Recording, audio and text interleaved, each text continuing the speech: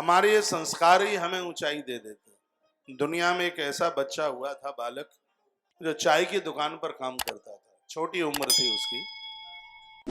आप बता सकते हैं कौन हो सकता है? थोड़ा सा पैसा मिलता, घर जाकर के अपनी माँ को वह पैसा देता। बगल में से एक बुढ़िया रोजाना उसे चाय लेकर के आती, चाय लेने को आती थी। वो जो पैसा उससे लेता था, उसे वो पौआ भर चाय देता था उतने पैसों से।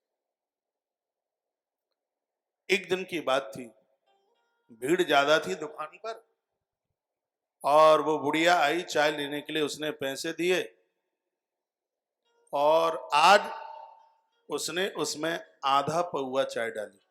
दुकान ऐसी थी कि जिसके ग्राहक बंधे हुए थे, उतने ग्राहकों के अलावा वो दुकान और किसी को चाय ना बेचती। एक ईमानदार की दुकान थी वह, उसका नाम पूछता था। तो जब रात्रि को हिसाब लगाया गया तो आधा पौआ चाय बच गई उसमें। तो छोटा बच्चा था, उम्र ज्यादा नहीं थी उसकी, 9 साल की उम्र थी उसकी।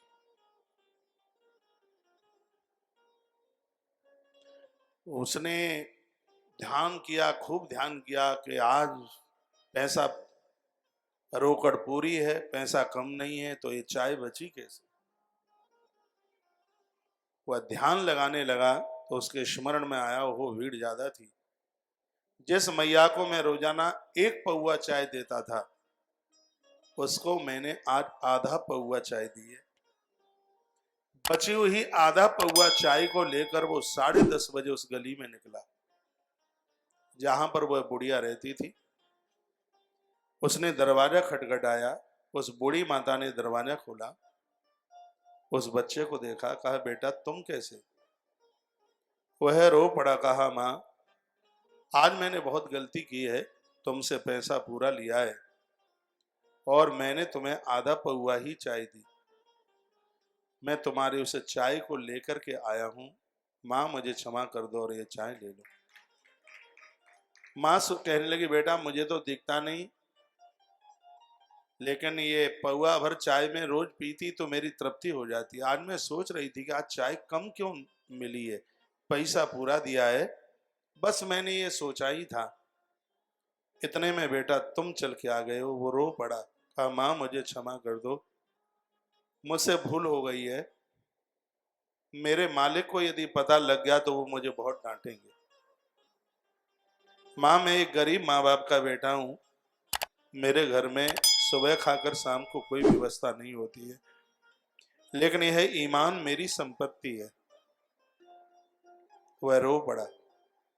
बूढ़ी माता ने उसके आंसू पोंछे और कहा आने वाले समय में बेटा तुम इस धरती के एक बहुत बड़े महापुरुष बनोगे, जिसकी ना मैं कल्पना कर सकती ना तुम कल्पना कर सकते हो। तुम्हारा ईमान तुम्हें इतना ऊपर लेकर के जाएगा। और वह चाय बेचने वाला बच्चा कौन था? परदेश की धरती पर रहने वाला इब्राहिम लिंकन, जो राष्ट्रपति बना उस देश। इस दुनिया में चाय बेचने वाले बहुत बच्चों ने तरक्की की। आपके ध्यान में श्री मोदी जी का नाम होगा है? हाँ, यह भी महापुरुष बड़ा अद्भुत है। लेकिन मैंने यहां बात इब्राहिम लिंकन की आपसे की। अपने बच्चों को ईमान का पाठ पढ़ाओ। ये अयोध्या की माताओं ने अपने पुत्रों को ये संस्कार डाले। राजा हरिश्चंद्र ने अपने बच्चे रोहित को ये संस्कार दिए। माता जीजाबाई ने अपनी संतान को ये संस्कार दिए। आप क्यों नहीं देते? कथाएं तो कहानी रूप में चाहे जितनी सुन लें हम,